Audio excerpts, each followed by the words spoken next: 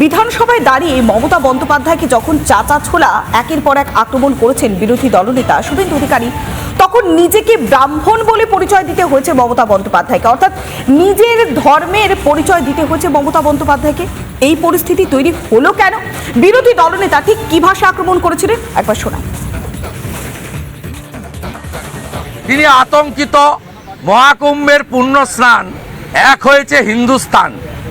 কুম্ভের গোটা পৃথিবীর সনাতনীদের পবিত্র সঙ্গমে পুণ্য স্নান এবং তাকে কেন্দ্র করে যে গোটা পৃথিবীর হিন্দুরা অনেক দিন পরে ঐক্যবদ্ধ হয়েছে, স্রোতের মতো গেছেন হিন্দুরা। এবং তৃণমূলের অনেক পরিচিত সাংসদ, প্রাক্তন রাজ্যসভা সাংসদ, তারাও ডুব দেওয়ার ছবি ছেড়েছেন, বাধ্য হয়েছেন ছাড়তে। তাই মুখ্যমন্ত্রী আজকে ভয় পাচ্ছেন কুম্ভকে দেখে।